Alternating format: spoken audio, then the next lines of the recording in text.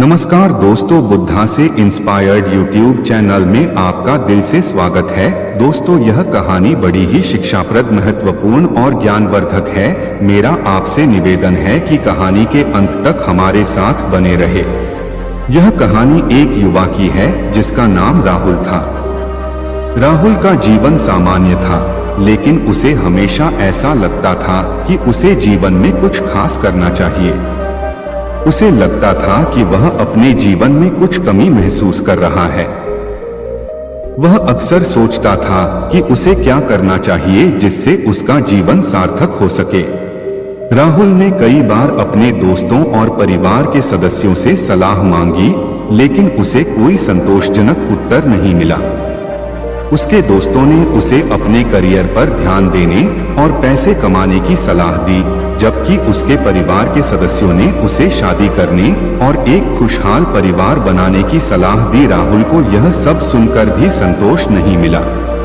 एक दिन राहुल ने बौद्ध धर्म के बारे में पढ़ा और उसे यह महसूस हुआ कि शायद इसी में उसके सवालों का उत्तर छिपा हुआ है। उसने बौद्ध धर्म के विभिन्न पहलुओं को समझना शुरू किया और उसे यह जानकर हैरानी हुई कि बौद्ध धर्म में आत्मसुधार पर बहुत जोर दिया गया है। राहुल ने एक दिन तय किया कि वह बौद्ध मठ में जाकर वहां के साधुओं से मिलकर अपने सवालों का उत्तर खोजेगा। वह एक प्रसिद्ध बौद्ध मठ में गया और वहां के मुख्य साधु से मिला। मुख्य साधु ने राहुल का स्वागत किया और उसकी समस्याओं को सुना। राहुल ने अपनी परेशानियों को विस्तार से बताया और अपने जीवन के उद्देश्य को खोजने की इच्छा व्यक्त की। मुख्य साधु ने राहुल को कहा, राहुल, जीवन में सबसे महत्वपूर्ण है आत्मसुधार।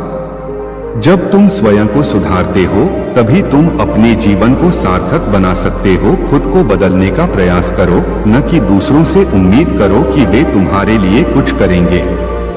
कोई अपना नहीं होता, यह सत्य है। लेकिन इसका यह मतलब नहीं कि हमें दूसरों से नफरत करनी चाहिए, बल्कि हमें अपने अंदर प्रेम और करुणा का विकास करना चाहिए। राहुल ने साधु की बातें ध्यान से सुनी और उनसे आत्मसुधार के मार्गदर्शन के लिए कुछ सुझाव मांगे।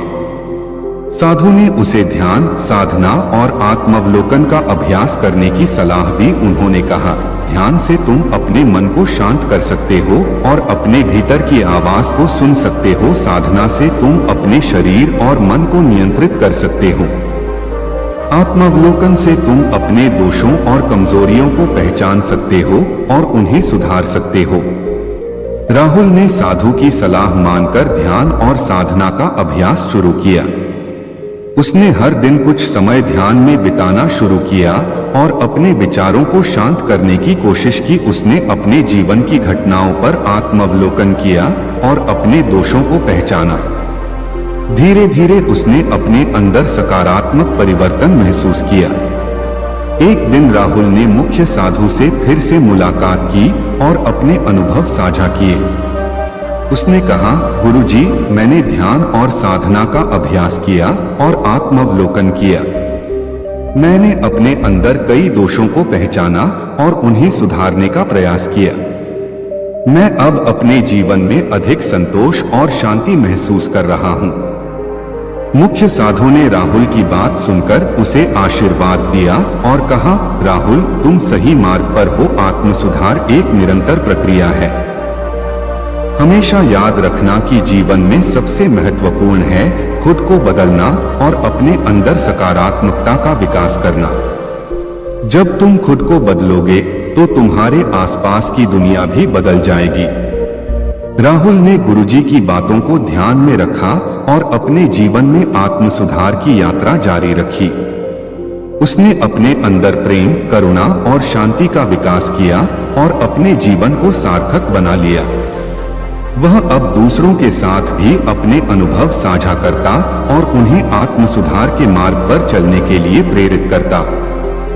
इस कहानी से हमें यह सीख मिलती है कि जीवन में सबसे महत्वपूर्ण है खुद को बदलना और अपने अंदर सकारात्मकता का विकास करना। जब हम आत्मसुधार करते हैं तो हमारा जीवन सार्थक और खुशहाल हो जाता है। कोई अपना नहीं होता, लेकिन खुद को बदलने का प्रयास करके हम अपने जीवन में खुशी और शांति पा सकते हैं। दोस्तों, उम्मीद करते हैं कोई अपना नहीं होता यह कहानी आपको पसंद आई होगी। अगर पसंद आई हो तो वीडियो को लाइक व चैनल को सब्सक्राइब जरूर करें। धन्यवाद।